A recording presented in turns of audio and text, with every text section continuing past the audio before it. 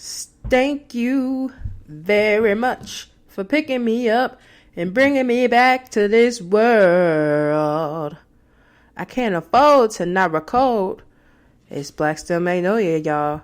We back again.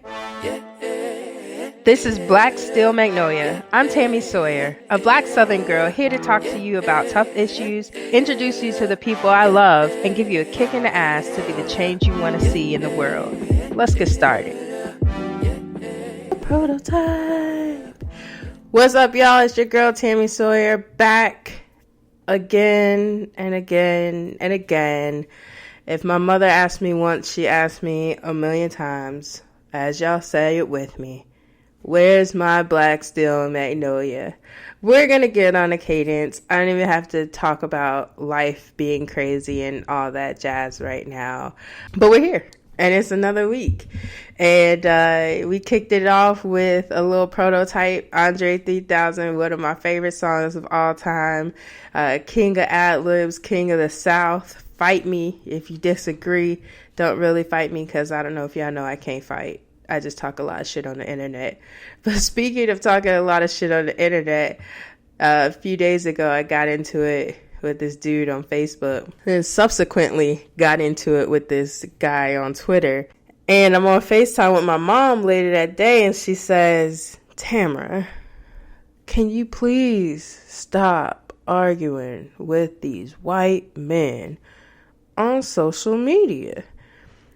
And I was like, what are you talking about? Of course, I'm going to act like I have no idea what she's talking about. And she says, what do you mean, what am I talking about? You've been fighting with these white men on social media all day. Who cares what they think? So, of course, I'm like, whatever, I don't care what they think, but they ain't going to keep talking crazy to me and I'm not saying anything. I got to stand my ground or whatever. So what do? I go to Twitter and I say, my mama said I need to stop fighting with y'all, especially y'all white men. And then I kept fighting. But she's right. Of course she's right, right? She's my mom. She's the OG Black Still Magnolia. She's why I'm here. She's why we're here. Not that she's y'all's mom, but she's like why we're here listening to the show. Black Still Magnolia. But it's tough. Last week, Alexandria Ocasio-Cortez, one of her colleagues calls her a fucking bitch. Where is the integrity and the Christianity that the white Republican Party swears exist? You claim to be the party of God. We know that that's not the case because literally God did not create a two-party system, but that's a whole other discussion. You literally claim to have this moral high ground as the Republican Party, right? You claim to be the Christian party. You claim to be the party of morality. And yet you think it's okay to walk up to a female colleague and call her a fucking bitch and then not apologize. And when I saw that, I was like, that was my Me Too moment. I've talked about it on social media. I share a lot about the way people come at me, whether it's calling me fat, because I say something. The guy says to me this week, I'm talking about investing in schools. And he responds with, why don't you invest in a treadmill? And the crazy thing is, this is somebody with a lot to lose. He's a master's student at the same college that I graduated from, that I'm a distinguished alum of, and you also write for the school paper. You think in 2020, the school paper is not going to hear about you degrading me and fat shaming me on social media, and that it's going to be okay? They don't even consider that they could lose anything. It's so outrageous. And I talked to my little brother a lot about it today. It's just outrageous the way that people don't even have the intelligence to come at you about your policy. You disagree with me about something? Fine. You don't want to wear a mask? Don't wear a fucking mask. That's on you. You're breaking what's now a mandate, a law. You're putting yourself and your family at risk. I did my part. I wear a mask. I pushed for a mask ordinance. So you sitting here calling me fat or talking shit about me you still gotta wear a mask, buddy. So stay mad. At the end of the day, like, I'm always told to ignore these things. But just like AOC couldn't just walk away from the conversation and say, oh, whatever, I'm gonna shrug off that he called me a fucking bitch. Sometimes it's the end of a long day, or it's the end of a long week, or I'm just stressed. Shit, it's COVID-19. I don't leave the house but once or twice a week. Whatever the reason. Sometimes in a week, I can get 15 to up to 30 different types of hate mail or tweets. And that's a lot for one person. And I do, I'm strong. I take it most days, but it's always one. Even though I hear what my mom is saying, I hear what my colleagues and my boss are saying, and I'm gonna work on it. I'm gonna stay out the social media fights. But every once in a while, you done caught the right one on the right day. It's remarkable that we get colored as stupid and dumb, and yet the ones who lack the intelligence to use their fucking words are the opposition. So, yeah, sticks and stones, but words fucking hurt sometimes too. But I've really been trying this last month to just recenter on Tamara. If you didn't know, that's my name. I rarely use it in public settings, but just recenter on me. And through the help of my friend Athena, I've made 3 commitments to myself. I've committed to prioritize self-care. I was finding myself sitting in a chair on Zoom for up to 12 or 14 hours in like the same location every day. And really, the only thing that I had moved for was to feed the cats or get some water or run to the bathroom. I don't want that to be my existence. I should find joy in my work. I should still find joy in my life. And so my 3 commitments to myself were to work on self-care, my health, my overall health and wellness, and my finances. And those are big things to take on in Corona. What I did here, I got buddies for each one, or accountability partners. And Athena said something to me that really stuck with me. Allow people to love you. Don't feel like you're being a burden if you ask somebody to share this journey with you and help keep you accountable. Because if they love you, they will. So on the self-care, my friend Delisa is my accountability partner. And she's amazing at it. The day don't end without Delisa being like, what kind of face mask are we wearing today? And if I haven't put a face mask on Instagram. So if you follow me on Instagram, you've seen all these face masks. It's about me making this commitment to myself.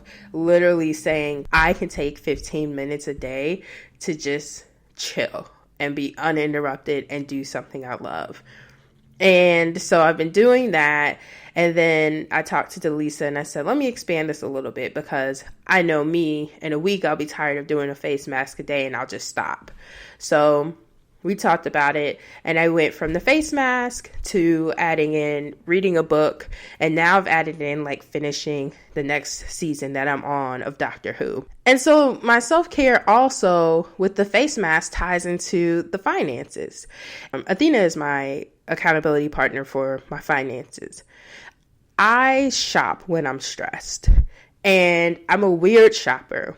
I'm like at Sephora buying every type of, facial gel cream that there is, and telling you all about how if you have like roses crushed under the moonlight at night, that's going to be the best face mask you can ever have. And so the way my self-care matches with my commitment to my finances is I've decided to use what's in my house. No new furniture, no new artwork, no new anything until I've depleted this stash of just stuff that I had collected. And I probably have about 4 weeks worth of face masks. It's kind of a shame. Instead of buying new face masks and new self-care, stuff for my skin, and this includes books, because I've got a Kindle list and a stack of books in the house that I never need to buy another book probably for like 3 years. So not buying any of these things until I deplete my list. Here's the kicker, y'all. Rihanna Robin Fenty, or is it Robin Rihanna Fenty? Robin Rihanna Fenty herself drops Fenty Skin, and it comes out tomorrow. I'm a big Fenty girl. I wanted to support, one, a Black woman, and two, like, just the remarkable colors that came out. So I love the stunning line of lip paint, and when I found out that she was doing a skincare line, I was like over the moon. And Athena has literally had to text me every day like, Tami, do not buy this. You can wait. Rihanna is a billionaire. It will be there. And I was like, cool, you're right. I've got so much stuff in my, I've got all this skincare stuff. And all of these teasers on Instagram. And then I got an email today that said, you get early access. You get to shop today. And even though, y'all, I'm really proud of myself. Even though Rihanna has dropped a facial wash made with cherries from Barbados, I'm not buying it. I'm going to be strong. And if y'all see me do a review of the Fenty Skin, don't like it. Just yell at me because I broke my commitment to myself.